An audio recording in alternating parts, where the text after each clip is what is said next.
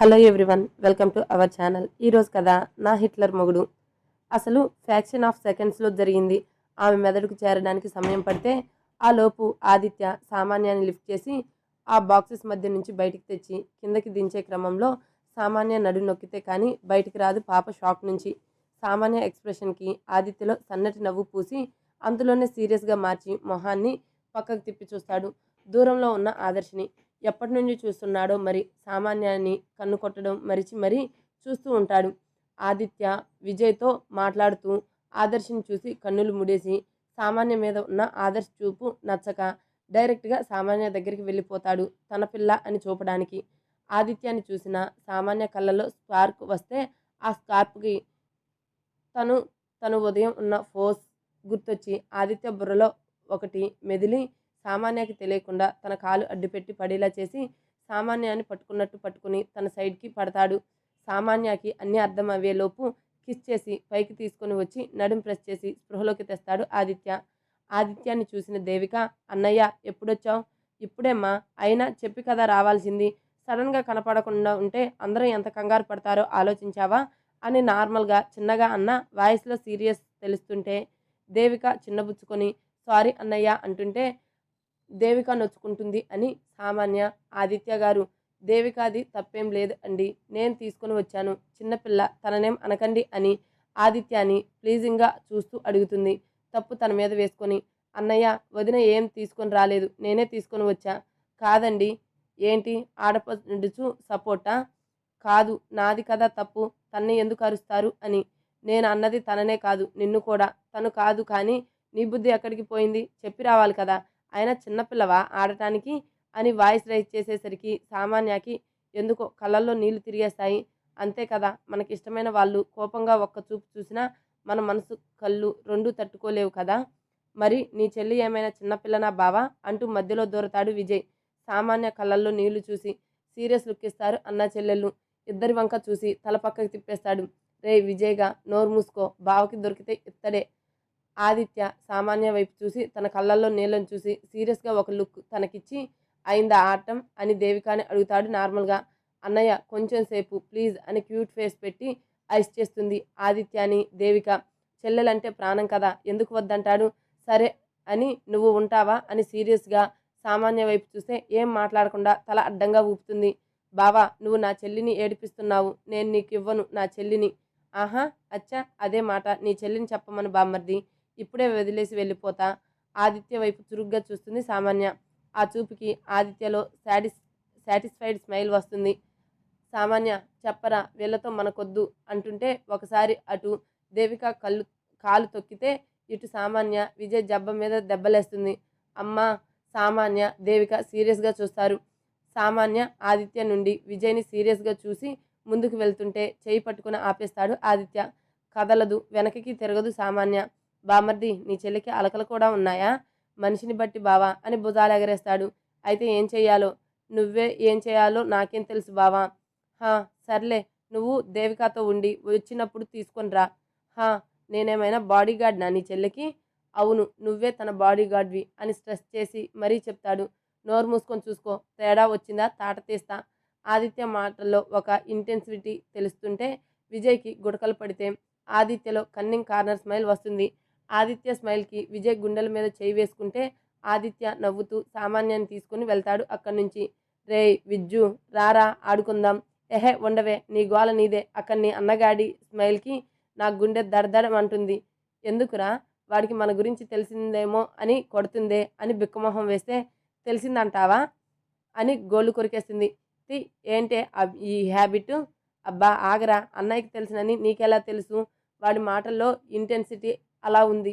మామూలుగా అన్నాడేమో, ఎందుకు నువ్వు భయపడి కమిట్ అవుతావు? హే, వాడికి 10 ఏళ్ళప్పటి నుంచి చూస్తున్నానే, వాడు ఎప్పుడు ఎలా మాట్లాడతాడో నాకు తెలియదా? అది నిజమే కదా, అయినా ఆ ఫ్రెండ్షిప్నే కదా నిన్ను నాకు తగిలించింది. తగిలించిందా? ఏదో ఒకట్లే. ఇప్పుడేం చేద్దాంరా, ముందు అది చెప్పు. వాడు అడిగేలోపు మనం ఓపెన్ అవ్వడం బెస్ట్, లేదంటే మామూలుగా ఉండదు ఇద్దరికి. అయినా నేను మనం ప్రపోజ్ చేసుకున్న రోజు చెప్దామన్నా నువ్వే నేను నా ఐడెంటిటీ ప్రూవ్ చేసుకోవాలి తర్వాతనే ఏదైనా అని దాచేశావు. నాకు నీ గురించి తెలిసి ఓకే అన్నా ఇప్పుడు ఏమవుతుందో ఏంటో అంటుంటే ఉంటే దేవిక వైపు ఒక బుల్లెట్ దూసుకురావడం గమనించి విజయ్ తనని పక్కకి లాగేస్తాడు. ఫ్యాక్షన్ ఆఫ్ సెకండ్స్లో అది దేవిక పక్క నుంచి వెళ్తుంది. దేవిక భయంతో విజయ్ గుండెల్లో దాగితే ఆ బుల్లెట్ వాళ్ళు వెనుకున్న మిర్రర్ని బల్లును పగిలేలా చేసి గోడలోకి దిగుతుంది. ఆ ఫ్లోర్లో ఉన్న వాళ్ళ పిల్లలు ఏడుపులు మొదలు పెడితే వాళ్ళ పేరెంట్స్ వాళ్ళని భయంతో తీసుకొని బయటికి పరుగు తీస్తారు. ఆ గన్తో షూట్ చేసిన మళ్ళీ దేవిక వైపు గురి పెడుతుంటే దేవిక చుట్టూ ఒక చెయ్యి వేసి తనకి అదుముకుంటూ మరో చేయితో పక్కన ఉన్న బేస్బాల్ బ్యాట్ వాడి మీదకి విసిరి ఆ గన్ కింద పడేలా చేస్తాడు. వాడు విజయ్ మీదకి వస్తాడు. సింగిల్ హ్యాండ్తో వాడిని కొట్టి పడుకోబెడితే అప్పటికే అక్కడికి వాళ్ళ సెక్యూరిటీ హడావిడిగా రావడంతో రాజు వీళ్ళని తీసుకుని వెళ్ళు అని చాలా కోపంగా ఉంటాడు. దేవిక విజయ్ని కరుచుకుని ఉంటుంది. దేవికని చూసి కూల్ అయ్యి ఏంట్రా భయపడ్డావా, క్షణం పోయానేమో అనుకున్నాన్రా అంటూ విజయ్ని ఇంకా కరుచుకొని పోతుంది. విజయ్ దేవికని ఊరుకోబెడుతూనే ఆదిత్యకి మెసేజ్ చేస్తాడు. విజయ్ వాళ్ళ దగ్గర నుంచి వచ్చిన ఆదిత్య సామాన్య అక్కడ ఉన్న ఐస్ క్రీమ్ పార్లర్కి తీసుకుని వెళ్తాడు. సామాన్య టేబుల్ దగ్గర కూర్చోబెట్టి ఐస్ క్రీమ్ కోసం ఆదిత్య వెళ్తాడు. ఆదిత్య సెక్యూరిటీ వస్తాడు అతని దగ్గరికి. ఏంటి విషయం, మీరు చెప్పినట్టే అందరూ ఎలా కామ్గా వచ్చారో అలానే పార్సిల్ చేశాను సార్, కానీ ఇద్దరు మిస్సింగ్. కనిపెట్టండి, మన వాళ్ళ మీద ఈగ కూడా వాలడానికి లేదు అంటుంటే అప్పుడే రాజు ఒకరిని బయటికి పట్టుకొని పోతూ కనిపిస్తాడు. అప్పుడే విజయ్ నుంచి వచ్చిన మెసేజ్ చూసి కళ్ళు ఎర్రబడతాయి. సీరియస్గా మొహం మారిపోతే టేబుల్ మీద ఉన్న చేతిని ఉన్న రింగ్ రొటేట్ చేస్తూ ఎవరు ఇదంతా చేస్తుంది అనే ఆలోచనలో పడతాడు. సార్ ఇంకా ఒక్కడు అంతేనా? అవును సార్. ఓకే నేను చూసుకుంటా వెళ్ళు. నాన్న వాళ్ళు ఎక్కడ? అభిరామ్ సార్ క్యాబిన్లో ఉన్నారు సార్. ఓకే, ఇక్కడ ఏం జరిగినా జనాలకి ఇబ్బంది జరగకూడదు. ఏం జరిగింది అనేది కూడా బయటికి తెలియకూడదు. కామ్గా అంతా ఫినిష్ అవ్వాలి. ప్లే ఏరియా క్లీన్ చేయించు అని మళ్ళీ నార్మల్కి రావాలి. అండర్స్టాండ్? ఓకే సార్ అని ఆదిత్య చెప్పిన పని చేయడానికి వెళ్తాడు. రాజు ఆదిత్య దగ్గరికి వస్తాడు. సీరియస్గా ఏంటి మ్యాటర్, జరిగిన విషయం చెప్తాడు. ఆదిత్య పిడికిలు బిగించుకుంటుంది. అప్పుడే విజయ్ దేవిక వస్తారు ఆదిత్య దగ్గరికి. అన్నయ్య అంటూ ఆదిత్యని హత్తుకుంటుంది. ఏం కాలేదు లేరా, డోంట్ వర్రీ, ఈ అన్నయ్య ఉన్నాడు కదా అని తన తల నిమురుతూ ఉంటాడు. చాలా భయం వేసింది అన్నయ్య. ఏం కాదు, నేనున్నాను కదా, డోంట్ బీ ప్యానిక్. మా దేవిక ఎలా ఉండాలిరా, బీ స్ట్రాంగ్ మా అని తల నిమిరి ఐస్ క్రీమ్ తింటావా అని తల ఆడిస్తుంది. ఆదిత్య నవ్వి అప్పటికే ఆర్డర్ ఇచ్చిన 4 ఐస్ క్రీమ్లు రావడంతో దేవికకి నచ్చిన ఫ్లేవర్ ఇస్తాడు. విజయ్ సిచ్యువేషన్ నార్మల్ చేయాలి అని ఎన్ని ఉన్నా ఈ ఐస్ క్రీమ్ని మాత్రం వదలవే రేయ్ అని ఆదిత్య అంటే విజయ్ ఐవింగ్ చేసి దేవిక వైపు చూస్తే గుర్రుగా విజయ్ వైపు చూస్తూ పోరా, ఇది నా ఫేవరెట్. అసలు వాళ్ళు విషయం ఆదిత్యకి తెలియదు అని మర్చిపోయి మాట్లాడేస్తుంది. ఆదిత్య వాళ్ళ మాటలు విన్నట్టే నవ్వి వాళ్ళని అక్కడే వదిలి మిగిలిన వాటితో సామాన్య దగ్గరికి చేరతాడు. అప్పటికే సామాన్య ఏదో ఆలోచనల్లో ఉంటుంది. ఆదిత్య సామాన్య ముందు ఐస్ క్రీమ్ పెట్టి ఈ ఐస్ క్రీమ్ తిని కొంచెం ఆ ఆలకలకి విరామం ఇవ్వండి మేడం. ఆదిత్య వైపు చురుగ్గా చూసి మొహం పక్కకు తిప్పేస్తుంది. నవ్వి శాంతించండి మేడం, ఈ చల్లటి ఈవినింగ్లో అంత వేడి చూపులు ఎందుకో, వద్దంటే వదిలేసిపోతారా అని కోపంగా అడుగుతుంది ఆదిత్య వైపు సూటిగా చూస్తూ. సామాన్య కళ్ళల్లో ఆదిత్య వదిలేస్తా అన్న మాట వినడం ఇష్టం లేదు అని స్పష్టంగా తెలుస్తుంటే ఆదిత్య మీసం వెనుక ఒక ముసినవ్వు విరుస్తుంది కనిపించకుండా. మరి అంతే కదా, వద్దంటే మళ్ళీ వాళ్ళని అస్సలు డిస్టర్బ్ చెయ్యను నేను, అంతేనా? ఒకవేళ రేపెప్పుడైనా కోపంలోనో తప్పుగానో అర్థం చేసుకొని వద్దు అంటే వదిలేస్తారా అని కళ్ళల్లో నీళ్లు నింపుకుంటూ అడుగుతుంది. ఆ సిచ్యువేషన్ని బట్టి అని పూర్తిగా అనేలోపు సామాన్య లేచి వెళ్ళిపోబోతుంటే తన భుజాలు పట్టుకొని చైర్లో కూలేసి చెప్పేది పూర్తిగా వినాలి, అలక ఎక్కువ అవుతుందిగా మేడం గారికి అని కొంచెం వాయిస్ రైజ్ చేస్తాడు. తగ్గి ఇంకేం వినాలి అంతలా చెప్పక, అయినా ముందు ఆ మేడం అండం ఆపండి మీరు. ఎందుకో అయినా అందరూ అలానే కదా మేడం మిమ్మల్ని పిలిచేది, అందరూ వేరు మీరు వేరు. నవ్వి అబ్బో ఆపండి మీ వేళాకోళం ఇంకా అని ఆదిత్యకి వేలు చూపించి ఇంకోసారి మీ నోటి నుంచి నన్ను వదిలేస్తా అన్న మాట వస్తే మాత్రం ఊరుకునేది లేదు అసలు అని సీరియస్గా అంటుంది. కానీ తన గొంతు వణుకుతుంది చిన్నగా. ఆదిత్య నవ్వి అందుకే నేను చెప్పింది పూర్తిగా విన్న తర్వాత మాట్లాడాలి అంటూ సామాన్య చేతిని ఒక చేతిలోకి తీసుకొని బొటన్ వేలుతో కంటి కొనల్లో ఉన్న నీటి బిందువులు తుడిచి సైడ్ హగ్ చేసుకుంటాడు. సామాన్య నేను చెప్పబోయింది ఏంటో తెలుసా, ఆ సిచ్యువేషన్ని బట్టి బయట వాళ్ళకి ఛాన్స్ ఇస్తానేమో కానీ నీకు ఆ ఛాన్సే లేదు. వన్స్ నా లైఫ్లోకి వచ్చాక you have to accept all of mine, అది ఏదైనా సరే అని సామాన్య కళ్ళలోకి చూస్తూ చెప్తాడు. సామాన్య చిన్నగా నవ్వి మన మధ్య దూరం అనే పదమే వద్దండి. సరే అయినా నేనేదో సరదాగా అంటే అది సీరియస్గా తీసుకుంటావా ఇలా? ఏమో మీ విషయంలో ఏదైనా సీరియస్నే నాకు. నవ్వి పిచ్చి నవ్వి ఏం చేద్దాం? ఎక్కించింది మీరే కదా! ఏ ముహూర్తాన మీ షర్ట్‌కి నా జడ ముడిపడిందో ఆ రోజు ఎక్కిందిలెండి ఈ పిచ్చి అని మూతి తిప్పి, మొహం పక్కకి తిప్పి నవ్వుతుంది. అందుకే కదా ఇప్పుడు ఇలా బ్రతిమిలాడించుకుంటున్నావు మేడం. నవ్వు దాస్తూనే మూతి తిప్పుతుంది సామాన్య. ఇంకోసారి అలా మూతి తిప్పితే మళ్ళీ ముద్దు పెట్టేస్తా చెప్తున్నా అని సామాన్యకి చెప్పి, సామాన్య నోట్లో ఐస్ క్రీమ్ పెడతాడు. ఆదిత్య చెప్పిన దానికి ఇందాక వాళ్ళ మధ్య జరిగింది గుర్తొచ్చి బ్లష్ అవుతూ, అయినా ఇందాకేంటి అలా చేశారు? ఎవరైనా చూస్తారేమో అని ఎంత కంగారు వచ్చిందో తెలుసా? అని కోపంగా అనడానికి ట్రై చేసింది. కానీ బ్లషింగ్ వాయిస్‌నే వచ్చింది. ఆదిత్య నవ్వి, ఇప్పుడు ఆ బుగ్గలు ఇంకా రెడ్ అయితే అందరి ముందే ముద్దు పెట్టేస్తా అంటుంటే కంగారుగా తల అడ్డంగా ఊపి ఐస్ క్రీమ్ మీద దాడి చేస్తుంది.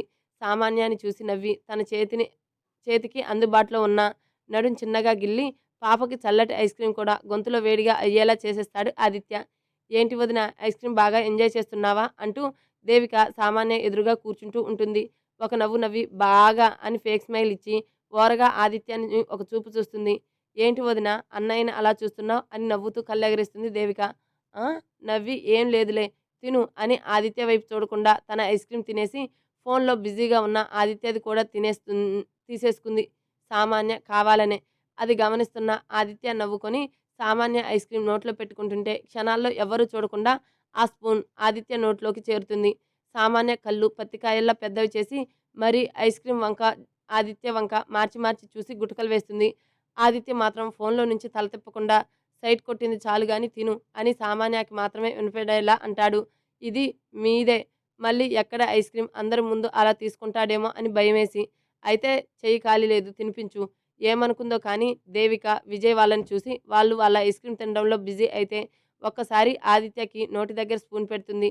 నవ్వి అది తినేసి ఫినిష్ ఇట్ అని చెప్పేసి అప్పుడే తలెత్తిన విజయ్‌ని పద ఇప్పుడే వస్తాం. యూ బోత్ కంప్లీట్ ఇట్ అని ఆదిత్య లేచి ముందుకు కదులుతుంటే ఆదిత్య చేతిని పట్టుకుంటుంది సామాన్య. ఏంటి అని కనుబొమ్మలు ముడివేస్తే అంతా ఓకేనా? దేవికని వాళ్ళని చూస్తూ అడుగుతుంది. అంతా నార్మల్‌నే కదా! ఏమైంది అని క్యాజువల్‌గా అంటాడు. ఏమో అండి ఇక్కడంతా నాకెందుకో మంచిగా అనిపించడం లేదు. ఏమైంది సామాన్య అని ఆదిత్య సామాన్య చేతిని పట్టుకుని మృదువుగా అడుగుతుంటే తెలియడం లేదు ఆదిత్య గారు. సంథింగ్ ఈజ్ రాంగ్ అనిపిస్తుంది అని చుట్టూ చూస్తూ అంటుంది. ఆదిత్య నవ్వి సామాన్య చెంప నిమిరి నథింగ్ రా అంతా మంచిగానే ఉంది. ఓకే. హా! సరే ఇద్దరూ తినండి ఇప్పుడే వస్తాం. ఎక్కడికి? రెస్ట్ రూమ్‌కే బాబు. ఓహ్! సారీ అని తలగొక్కుని క్యారీ ఆన్. పదరా అని విజయ్, ఆదిత్య వెళ్తే సామాన్య, దేవికతో మాటల్లో పడతారు ఇద్దరు. ఎక్కడికి బావా? పద అని ఆ మాల్, కన్స్ట్రక్షన్ ఏరియా వైపు వెళ్తారు. అప్పటికే ఆదిత్య, విజయ్ మనుషులు ఒకరిని పట్టుకొని ఉంటారు. వాడు విడిపించుకోవాలని గింజుకుంటుంటే లాగి పట్టి ఒకటి పీకుతాడు ఆదిత్య. నేనెవరో నీకు తెలియదు. నన్ను వదులు. వదలకుంటే ఏం చేస్తావురా? అని ఆదిత్య వాడికి మరో 4 పంచెస్ ఇచ్చి వదిలి పో. వాడు అయోమయంగా చూస్తూ ఉంటాడు ఆదిత్య వదలడంతో. ఎందుకంటే వచ్చిన వాళ్ళల్లో ఒక్కరు కూడా వాడికి కనిపించకుండా ఫినిష్ చేస్తే వాడిని ఎందుకు వదిలారో అర్థం కాక చూస్తూ ఉంటాడు. చావాలని ఉందా? అని గట్టిగా అడగడంతో వాడు పరిగెడతాడు అక్కడి నుంచి. ఏంటి బావా వాడిని వదిలేసావు? మన వాళ్ళకి ఏమైనా? వాడికంత సీన్ లేదులే విజయ్. బావా వాడు జస్ట్ ఇక్కడ జరిగే సినిమా పోస్ట్ మ్యాన్ అంతే. ఎవరికి? భూషణ్‌కా? వాడు ఆఫ్టర్ ఆల్ గేమ్‌లో పాన్. మరి తెలుస్తుంది వెయిట్ చెయ్ అంటుంటేనే ఆదిత్యకి కాల్ వస్తుంది. వచ్చింది అని విజయ్‌కి నెంబర్ చూపించి కాల్ లిఫ్ట్ చేసి స్పీకర్ పెడతాడు. నెంబర్ చూపించడమే ఎవరో అర్థమైన విజయ్ గంభీరంగా ఆ కాల్ వైపు చూస్తూ ఉంటాడు. ఆదిత్య దేవ్ సింహ అని అంటూ అటు నుంచి ఒక గంభీరమైన గొంతు. యస్ హూ ఇస్ దిస్ అని ఏమాత్రం బేస్ వాయిస్ తగ్గకుండా చిరాకుగా అంటాడు ఆదిత్య. ఏంటి ఆదిత్య పెళ్లి షాపింగ్ బాగా ఎంజాయ్ చేస్తున్నావా అని అవతల వ్యక్తి నవ్వుతుంటే రేయ్ నవ్వి ఇరిటేట్ చేయకు మ్యాటర్కి రా. ఏంట్రా నీ ప్రాబ్లం? నువ్వే నా ప్రాబ్లం. అయితే నాతో పెట్టుకో అంతేకాని నా కుటుంబం జోలికి రాకు. నువ్వు నా జోలికి వస్తే నేను నీ కుటుంబం జోలికి వస్తా ఆదిత్య. ఏ నాతో పెట్టుకోవాలంటే భయమేసి నా కుటుంబం జోలికి వస్తున్నావా?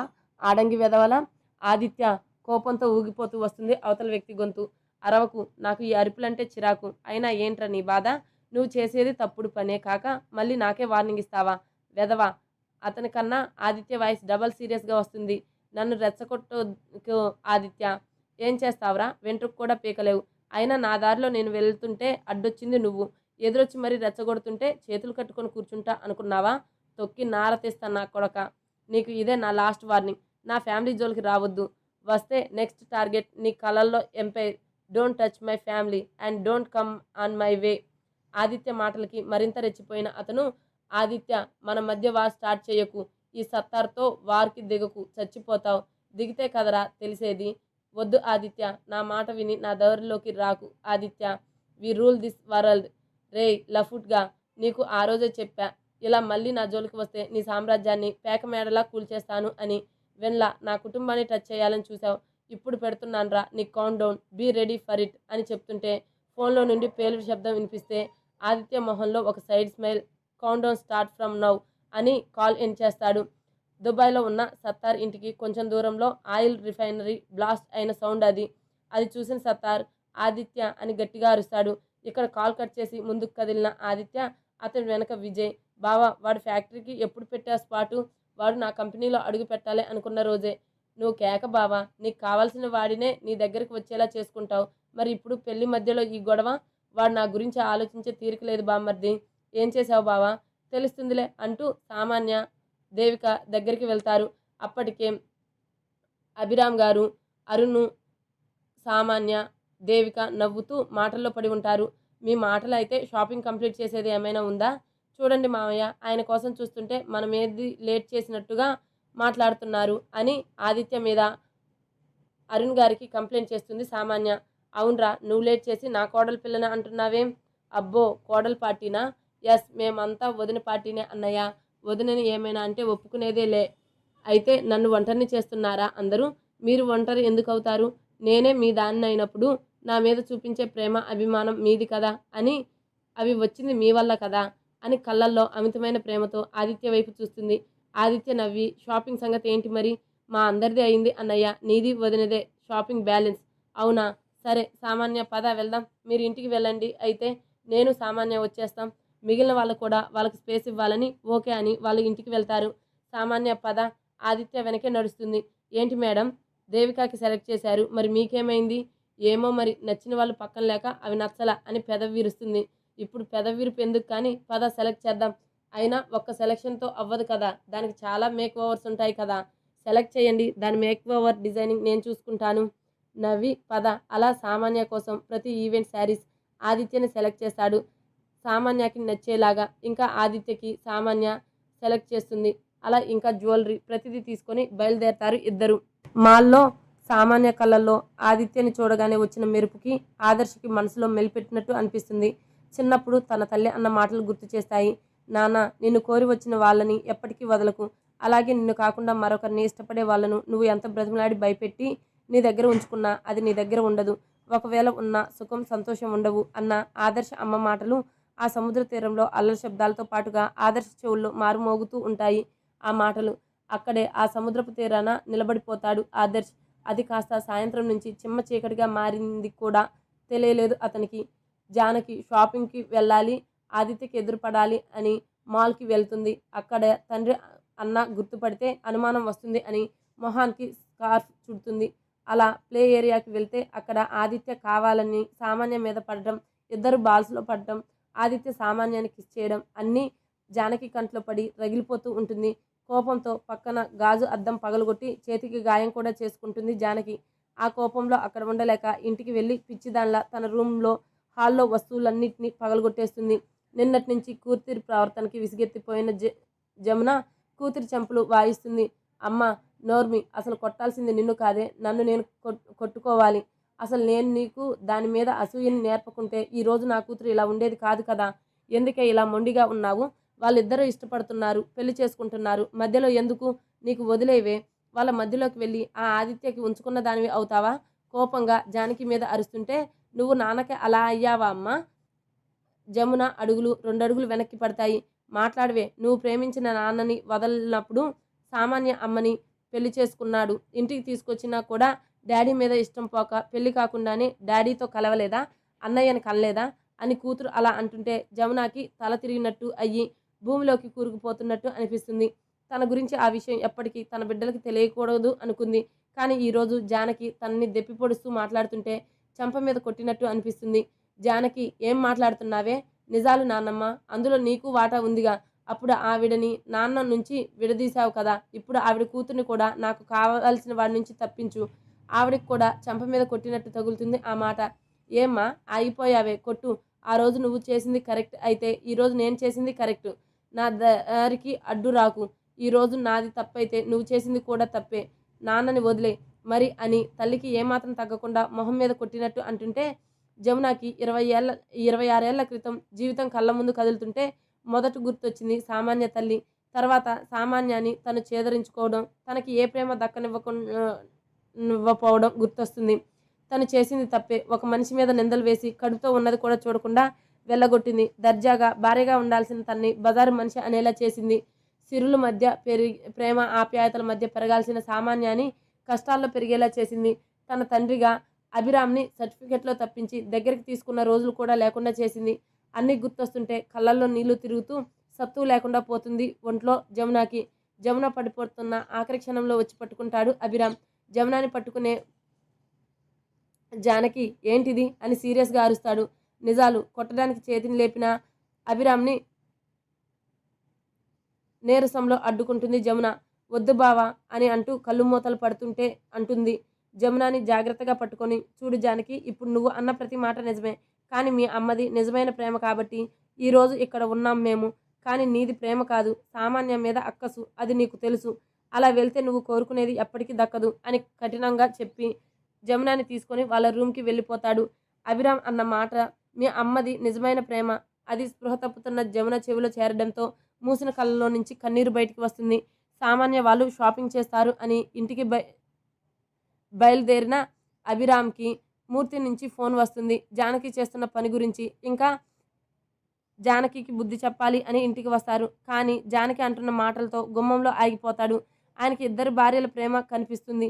కానీ ఆయన మాత్రం వాళ్ళని బాధ పెట్టిందే ఎక్కువ. మరి అలా ఆలోచిస్తూ పడబోతున్న జమునని చూసి దగ్గరికి వెళ్తాడు.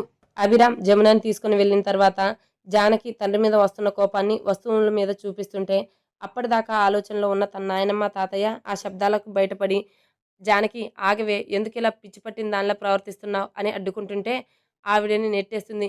కింద పడేది కాస్త ఆవిడ భర్త పట్టుకోవడంతో నిలబడితే ఆయన కోపంలో జానకి మీద చెయ్యెత్తుతాడు.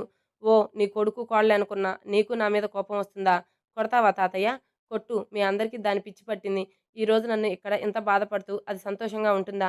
దాని సంతోషం ఆ ఆదిత్యనే కదా, వాడినే దానికి దూరం చేస్తా.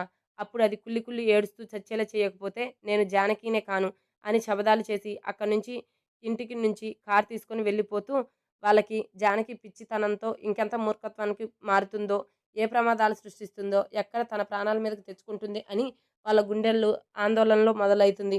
ఏమండి అని భార్య కదిలించడంతో స్పృహలోకి వస్తారు. ఏం చేద్దామండి, తప్పు చేశాం అని అంటారు ఆయన ఆవిడతో. ఇంతవరకు మనం చేసిన తప్పే ఈరోజు జానకిని ఇలా తయారు అయ్యేలా చేసింది కదా అని అంటారు ఆయన. నిజమండి, మన మూర్ఖత్వాన్ని ఇప్పుడు నా బిడ్డ ఇలా అయింది. వయసైంది కదా, ఇద్దరికి ఇప్పటికీ ఆలోచన మొదలవుతుంది. నిన్నటి సంఘటన జానకి ప్రవర్తనకి జీవితం నాశనం చేసుకుంటుంది అని జానకి మీద ప్రేమతో ఎందుకు అని తలుచుకుంటే వచ్చిన ఆలోచనే కానీ సామాన్య మీద ప్రేమతోనో మరేదో భావంతో కాదు. వాళ్ళిద్దరి భావన అలానే ఉంది. మార్చలేమా దాన్ని? ఇలా ఉంటే దాని భవిష్యత్తు ఏం కాను అని ఆ పిల్ల జోలికి పోతే ఆ అబ్బాయి చూస్తూ ఊరుకోడు కదా. చూద్దాం, కాలమే నిర్ణయించాలి జానకి భవిష్యత్తు. అలా అని వదిలేస్తే బిడ్డ జీవితం నాశనం అవుతుందేమో. చూస్తుంటే ఈ జమున కూడా కూతురికి సర్ది చెబుతుంది కానీ ఆ పిల్ల జోలికి వద్దు మనకెందుకు అంటుంది కానీ ఏదో ఒకటి చేద్దాం అనడం లేదు. జానకి హంతకులు అవుతుంది ఏమో అని భయంగా ఉంది. అంతదాకా వస్తే చూస్తూ ఉండంలే. మరి ఇప్పుడు ముందు ఈ పెళ్లి జరగని, తర్వాత తనని దూరంగా పంపితే అయినా మాట వింటుంది, మార్పు వస్తుంది. ఆయన లేని అసూయ అక్కూస కలిగించింది మనమే కదా. మన మూర్ఖత్వం ఈరోజు జానకి తన జీవితాన్ని ప్రమాదంలో వేసుకుంటే కానీ తెలిసి రాలేదు మనకి. అసలు ఇదంతా ఆ వగలాడి నా కొడుకు జీవితంలోకి రావడం వల్లే. బుద్ధి లేకుండా మాట్లాడకు. అసలు మనం అక్కడితో ఆగితే అది అంతా వచ్చేదా? మీ అన్న కూతురు కోడలు కావాలని నువ్వు, మన కులం వాళ్ళే ఇంటి వారసులు కావాలని నేను. పసి మనసులో కోపం, అసూయ అనే బీజాలు వేశాం. ఈ బిడ్డ కన్నా ఎప్పుడూ ఆ బిడ్డని తక్కువగానే చూశాం. కనీసం ఒక్క ముక్కు పుడక కూడా ఆ బిడ్డకి లేదు కదా మన ఇంటి నుంచి. కానీ ఎప్పుడూ ఎదురు తిరిగి మాట్లాడింది లేదు. సర్దుకుపోయిందిగా, అందుకనేగా ఇప్పటికి కూడా వాళ్ళనే అన్నం అంటున్నావు కూడా అని గంభీరంగా విరక్తిగా అంటారు. నిజమే గాని ఆ పిల్ల గురించి వదిలేయ్, ఈ పిల్ల గురించి ఆలోచించండి. పెళ్లిలోపు ఏమైనా చేస్తుందేమో ఈ పిల్ల ఆ పిల్లని. చేయకుండా వాళ్ళ నాన్న అన్న చూసుకుంటారుగా. ఎంతైనా అదంటే మనకిష్టం లేకపోవచ్చు. వాళ్ళకి జానకితో పాటు అది కూడా ప్రాణమే కదా! అది ఆ బిడ్డకి తెలుసు గానీ, ఈ బిడ్డకి తెలుసుకోలేకపోతుంది. దుబాయ్‌లో సత్తార్ ఆదిత్య కాల్ కట్ చేయగానే కోపంతో ఎదురుగా బ్లాస్ట్ అయి కాలుతున్న ఫ్యాక్టరీని చూస్తూ ఆదిత్య అంటూ అరుస్తూ నిన్ను వదలను వస్తున్నా నిన్ను వదలను అని ఊగిపోతూ అంటాడు. అలా ఉన్న అతనికి ఇంటికి దుబాయ్‌లో పోలీసులు వస్తారు హుటాహుటిన. ఏంటి సార్ మీరు మా దేశానికి అతిథులుగా మీకు అంతర్జాతీయ స్థాయిలో ప్రమాదం పొంచి ఉంది అని సద్దుమణిగే వరకు ఈ దేశం వీడవద్దు అని ఇంటర్‌పోల్ నుంచి సమాచారం సార్. అందుకు మా దేశ అధ్యక్షులు మీ సంరక్షణను దృష్టిలో ఉంచి తీసుకున్న నిర్ణయం కూడా అని గవర్నమెంట్ ఆర్డర్ మీద సైన్ చేసి ఆయనకి ఇచ్చి ప్లీజ్ సైన్ ఇట్ సార్ అని సత్తార్ ముందు పెడతారు. అతను బయట ప్రపంచానికి ఒక ఉన్నత దేశ పౌరుడు, ధనవంతుడు, గౌరవప్రదమైన వ్యక్తి. కానీ చీకటి ప్రపంచానికి ఒక దుర్మార్గుడు, జనాల జీవితాలతో ఆడుకునే రాక్షసుడు. అది బయటకు కనిపిస్తున్న ముసుగు బలంతో వెనక నడుపుతున్న చీకటి ప్రపంచం. ఇప్పుడు వాళ్ళ మాటలు లెక్క చేయకుండా ఉంటే అతని మీద కొత్త ఆరోపణలు దారితీస్తాయి. అవి తప్పక ఆ ఆర్డర్ రిసీవ్ చేసుకున్నట్టు దాని మీద సైన్ చేస్తాడు. అతనికి అర్థమవుతుంది అది ఆదిత్య ప్లాన్ అని. కోపంగా వదలను అని అనుకుంటూనే సార్ మీ ఫోన్స్ కూడా ట్యాపింగ్‌లో ఉన్నాయి. మీకు నో అబ్జెక్షన్ అని కూడా సైన్ చేశారు. మా ఆఫీసర్ ఎప్పుడూ మీ చుట్టూనే ఉంటారు అని చెప్పి వెళ్ళిపోతాడు. కోపంతో అతని చేతిలో ఫోన్ ఎత్తి నేలకేసి కొట్టి ఆదిత్య నిన్ను వదలను అని అరుస్తూ ఉంటాడు. సా స్కా మనం త్వరగా ఈ సెక్యూరిటీ నుంచి బయటపడాలి. అంతా నార్మల్ అవ్వాలి. ఏం చేస్తావో తెలియదు. ముందు సాల్వ్ చెయ్యి అని అతని అసిస్ట్‌కి ఆర్డర్ వార్నింగ్ పాస్ చేస్తాడు సత్తార్. బ్లాస్ట్‌కి ఫలితంగా అతని కంపెనీ షేర్స్ గణనీయంగా పడిపోతాయి. బ్లాక్ మార్కెట్‌లో ఆదిత్య మీద ఇంకా ఇంకా రగిలిపోతూ ఉంటాడు. అదే నెక్స్ట్ డే న్యూస్‌లో చూస్తూ ఉంటారు. ఆదిత్య విజయ్ బావా దెబ్బ మీద దెబ్బరా నీతో పెట్టుకున్న ఎవడికైనా ఇంతే మరి. రేయ్ సంతోషపడకు. వాడు తర్వాత ఏ స్టెప్‌తో వస్తాడో కూడా తెలీదు. కాబట్టి కేర్‌ఫుల్‌గా ఉండాలి. ఏ చిన్న చెల్లిని కూడా జాగ్రత్తగా ఉండమను. ఎవడో వాడిని కలుస్తూ రాత్రుల్లో రోడ్డు పట్టుకొని తిరుగుతుంది. ఇంకొకసారి సామాన్య జోలికి వస్తే చూస్తూ ఊరుకోను అంటాడు ఆదిత్య. ఈ స్టోరీ ఆల్రెడీ అంతకుముందు చాలా రోజులు అవుతుంది కదండి ఆపి ప్లే లిస్ట్లో వేస్తాను. అంతకుముందు నుంచి కూడా ఒకసారి విని కంటిన్యూ చేయండి. Please subscribe to my channel. Thank you.